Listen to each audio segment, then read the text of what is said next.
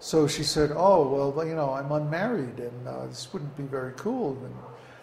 And he said, well, don't worry, I'll make it so that nobody will see anything. And he made fog descend on the river so that nobody could, really thick fog, nobody could see anything. And she said, she was very intelligent, so she said, well, one more thing. I have this problem with my body odor. And he said, that's okay, I'll give you a benediction so that your body will smell very beautiful. So then, right there, they conceived Vyasadeva in the boat in the middle of the river. And as a result, then she became fragrant for miles around, like flowers. Wherever she went, people would smell like roses. It's coming from her. And then, actually, she was betrothed to become the wife of Maharaj Shantanu. But in those days, see, this was back in the Dvapara Yuga. In those days, sages had a great deal of freedom.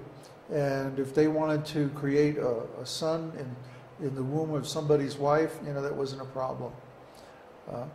That was the Vedic age.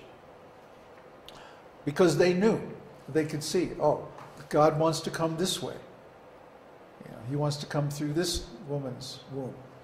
And so, of course, God doesn't take birth in the ordinary way anyway.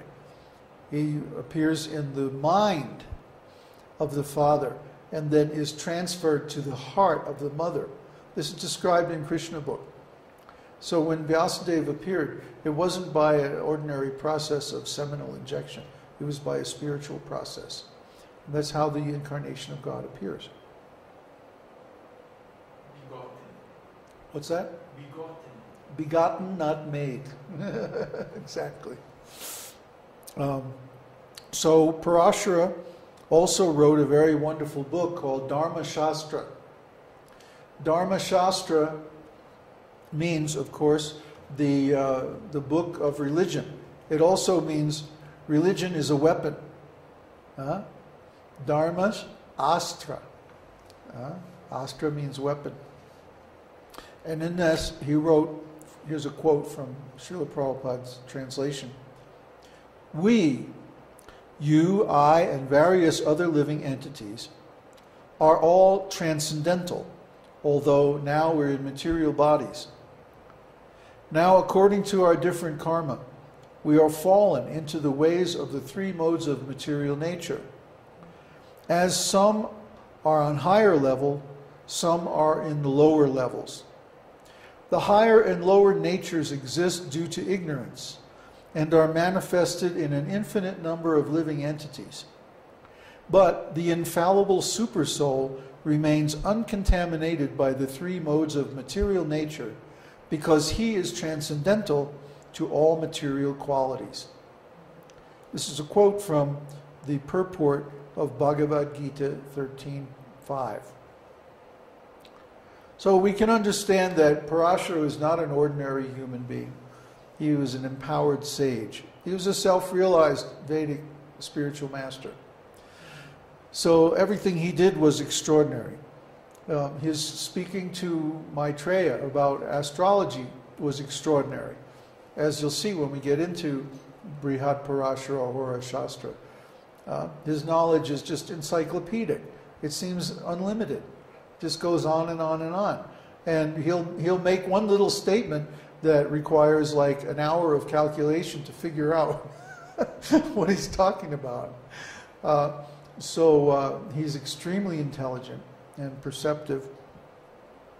Another thing that Parāṣara did was that he cursed Duryodhana to lose the battle of Kurukshetra.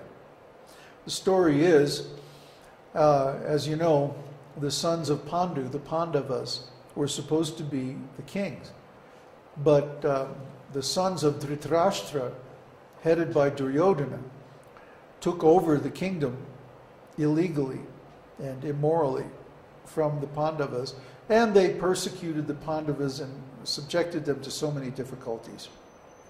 Well, one day Parāṣara was visiting Dhritarashtra, and he said, you know, Dhritarashtra, you really should restrain your son from harassing the Pandavas it would lead to good fortune for you and for the whole kingdom.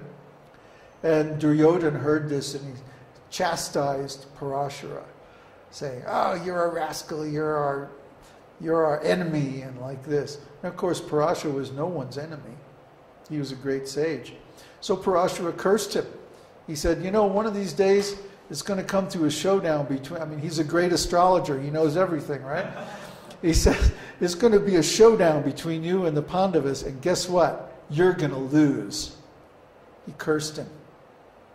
So it's a good idea not to piss off a big, great Vedic sage like Parāṣara. You're just liable to get cursed. So Duryodhana is such a fool. Maitreya was also a great sage. And he appears in many sections of Srimad Bhagavatam and other scriptures as well. Usually in the role of the inquirer. He likes to ask questions, and this is an art, how to ask questions so that the self-realized souls are inspired to deliver spiritual knowledge that leads to liberation and freedom. This is a great art. And this art is celebrated in Srimad Bhagavatam, and we find that Maitreya, in many different sections, is acting in the role of the aspirant, asking questions. And he does this very expertly, so as to inspire them to bring out the real Vedic knowledge for the benefit of everyone. So all this material, by the way, is covered in the Introduction to Jyotish course,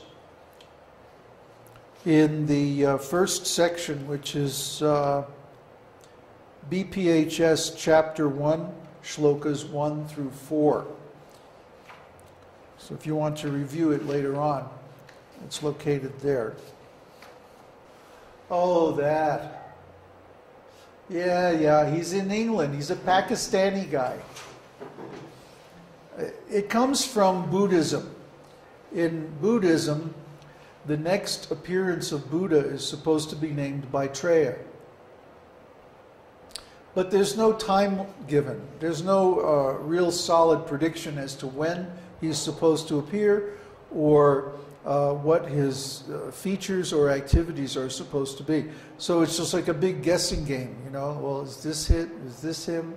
You know, who's the next Buddha? And for a while there, Rajneesh was saying he was the next Buddha. I mean, L. Ron Hubbard has even claimed to be the next Buddha.